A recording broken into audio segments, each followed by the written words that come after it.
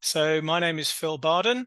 I am the managing director of a behavioral science agency called Decoded Marketing and author of the book Decoded, the Science Behind Why We Buy.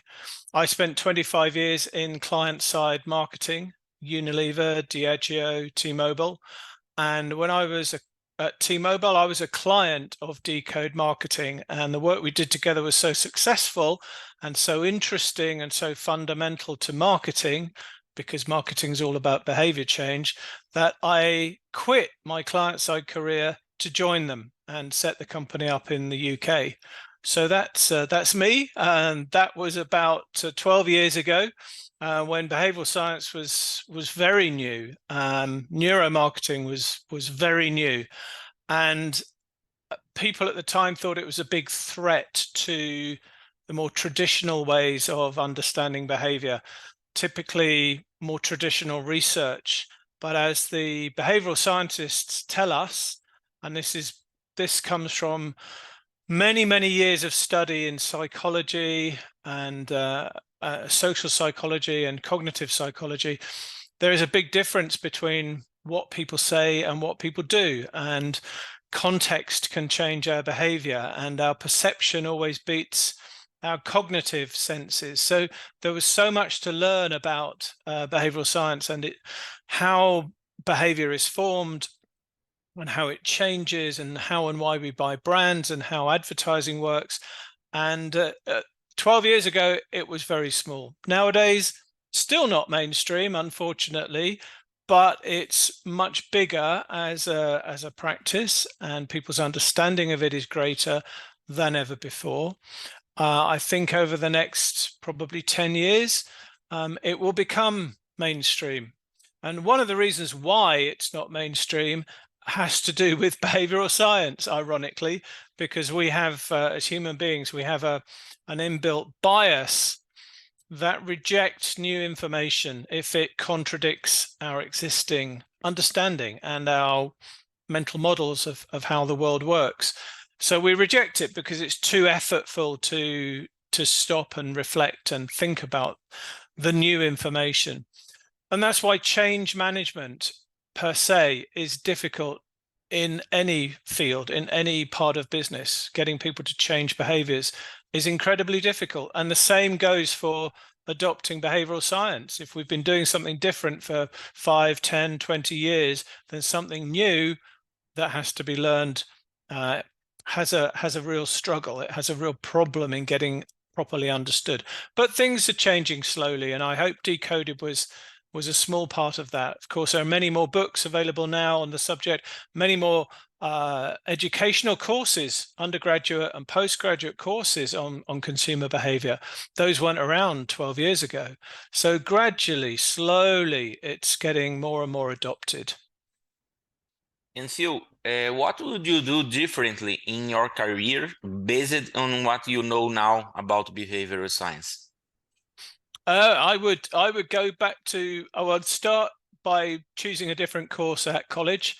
I did languages for my degree, and going into marketing now, I would choose psychology or something around behavioral science, because I think a good understanding of that is fundamental. Marketing is about behavior change, right? We want people to choose our brand or switch to our brand or share videos or talk about our brand, engage with experiences. It's all about human behavior.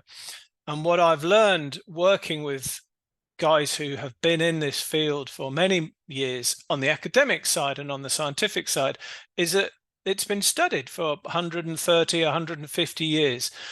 And that knowledge is absolutely essential to marketing. So I would go back to college and change my degree. I think that would be the best thing that any marketeer these days could do. My God, I'm an engineer, and you can imagine I work as a neuromarketeer now, so I have to go back to school. So what are some great examples of behavioral science in action? One example that I love, and not many people talk about this because it's often overlooked. And that is the packaging that Apple have for their products. Now, packaging is often seen as very functional. It's a way of protecting the product whilst it's being transported. It's a way of displaying the product. But what Apple have done is realize that the packaging itself is part of the overall brand experience.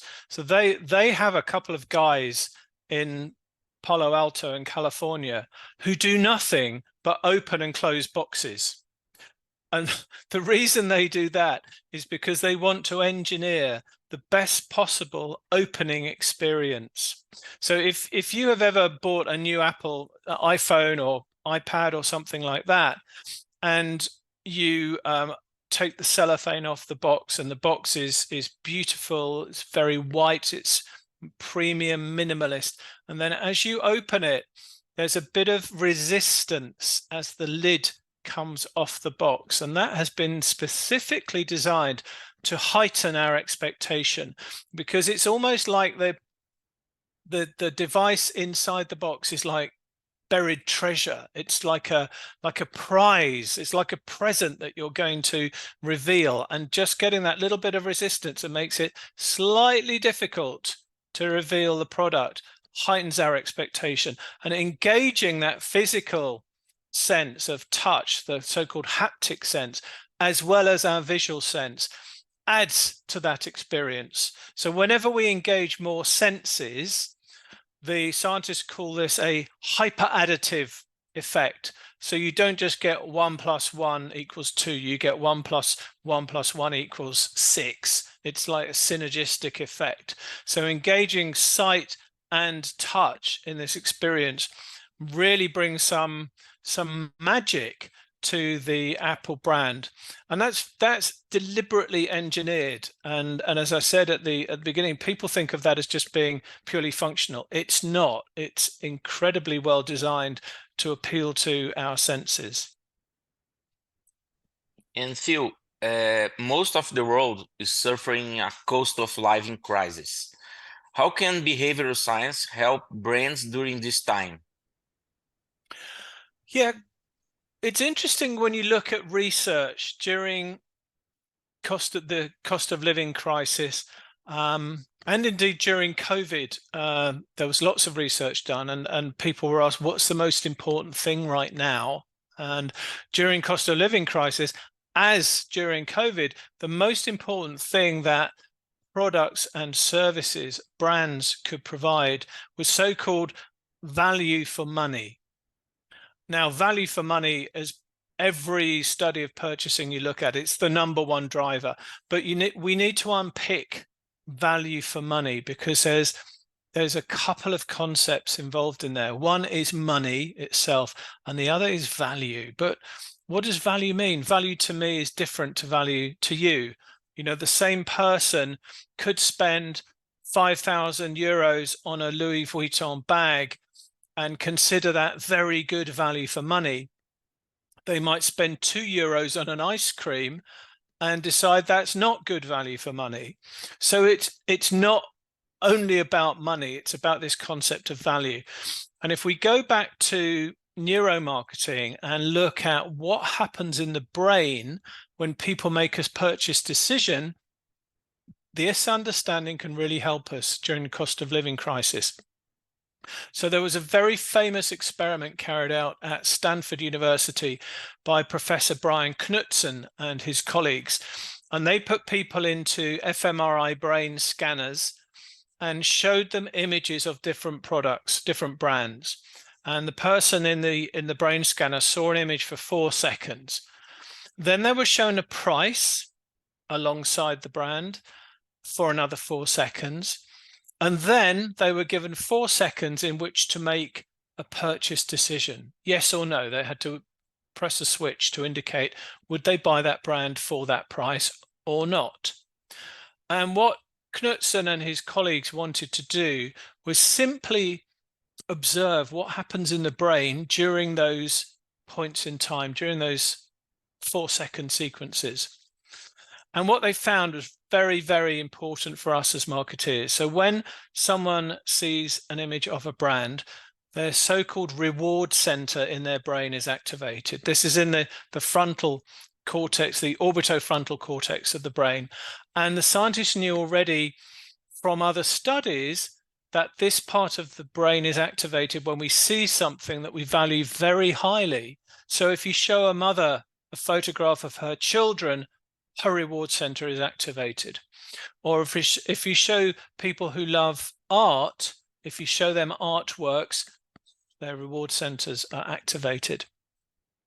The scientists also knew from other studies that when this part of the brain is activated, there's a very high probability that action will then follow, which makes sense, right? We see something that is rewarding, highly pleasurable, we want it. We will move towards that thing to get the reward.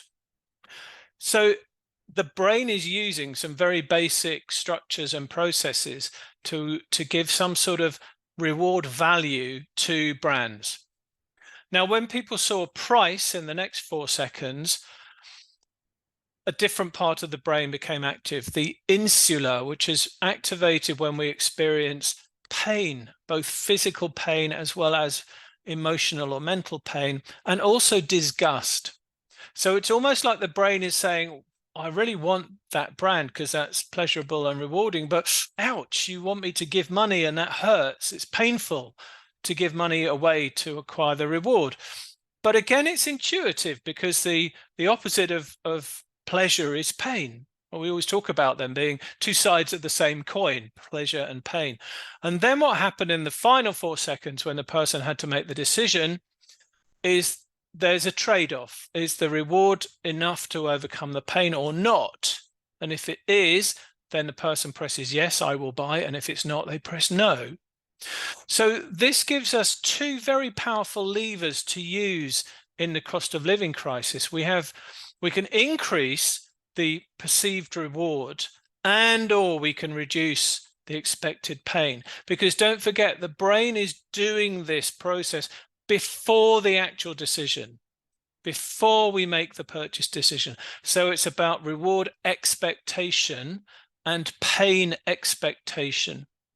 And because pain expectation is an expectation, it's not a reality, it's an expectation, we can do things to change the perception of that expectation. So we had a client who read my book back in 2013 and went to her business and said, there's some great stuff in here, we should replicate this.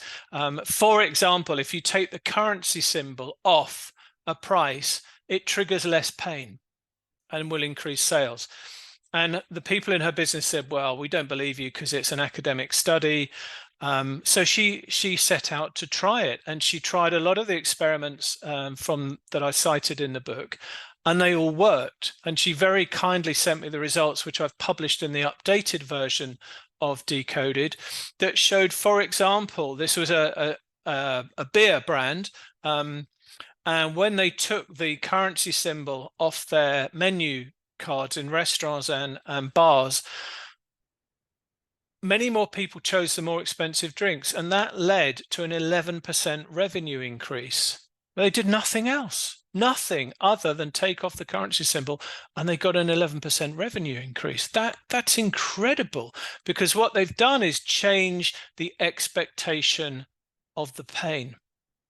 And it's not just price, it's that equals pain, it's the behavioral cost as well. So the time involved in making a purchase or using the product or service, the effort involved, is it difficult to buy, is it difficult to use, the wastage or potential wastage involved. If it's a food product and I open it and I can't reseal it, but I don't use all of the product, will I have to waste it? Does it go bad? And then I've wasted my money.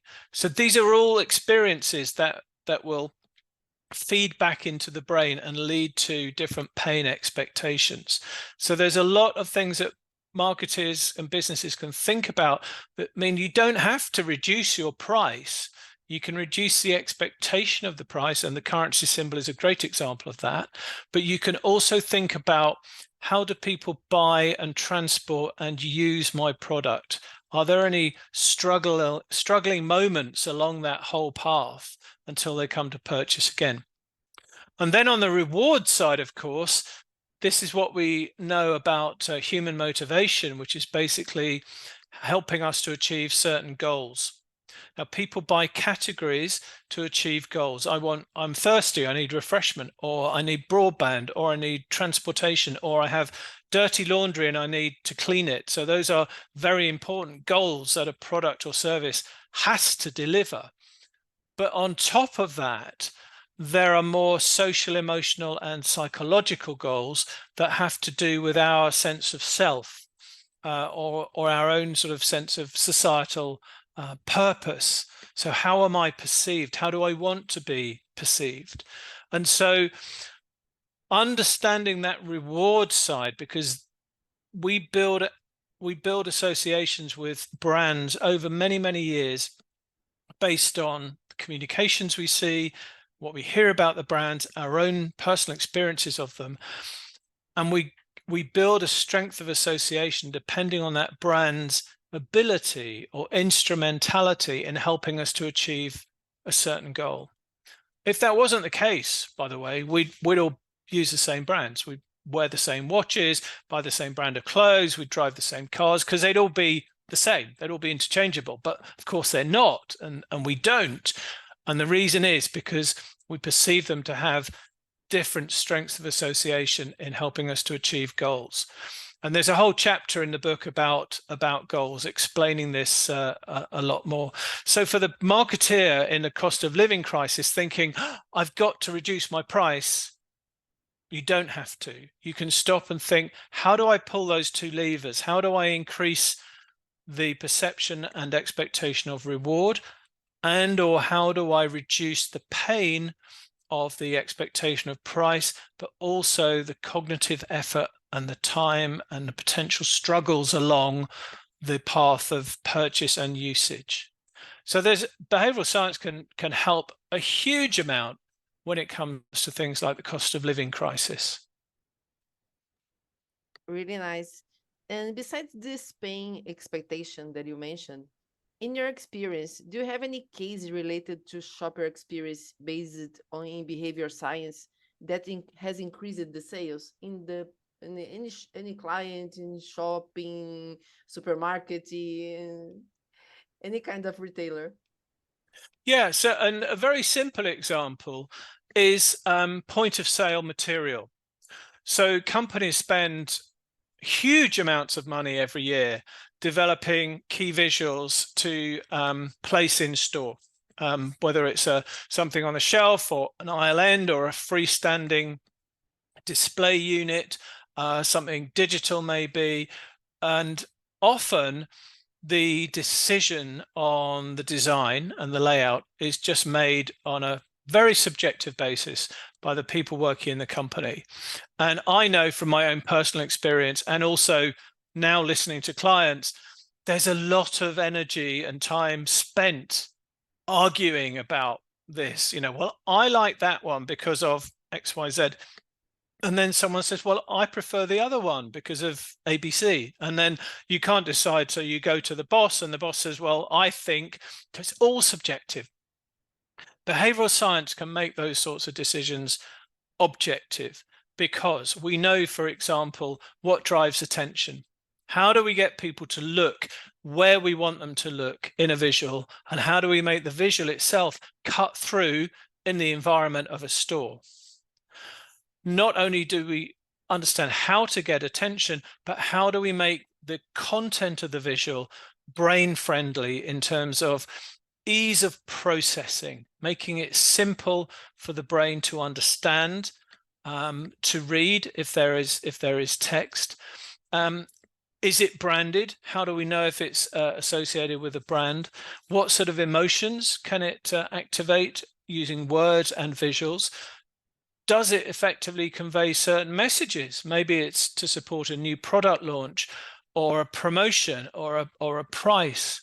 Does it effectively do that? So behavioral science knows all of the principles behind effective communication, and we can translate those principles directly into point of sale. And to give you a real example, over the last 3 years, we've been developing some AI tools to support this. So we have a suite of AI tools that have been trained with human data. So for example, we've trained our AI with 15,000 hours of eye tracking video data. So real behavioral data where human beings look when they see a video. Or we've trained it with 5 million static images. So if I see a poster or a print ad or a piece of point of sale, where will I look?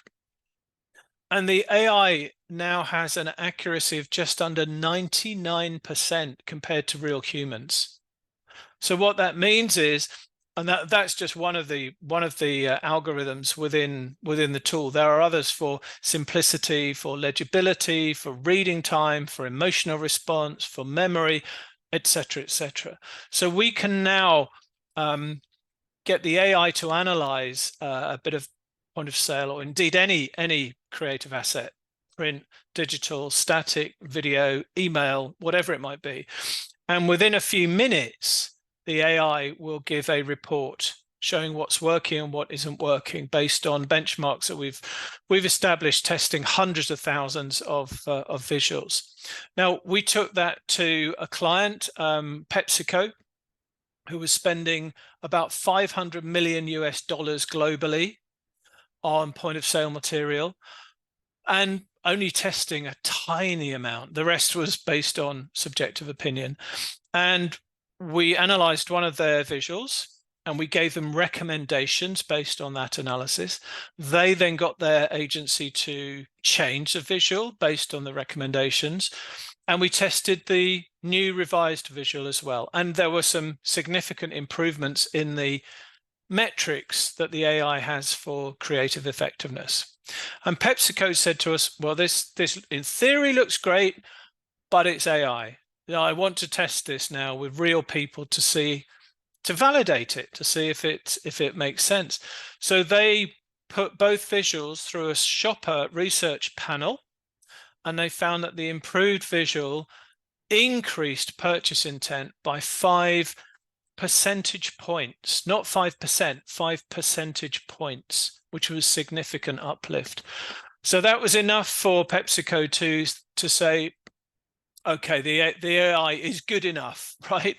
It's a fraction of the cost and a fraction of the time required to test this in using other methods.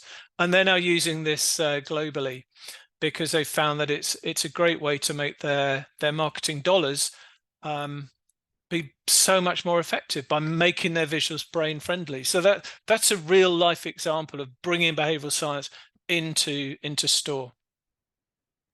And Phil, what are the common myths about relating to behavioral science? The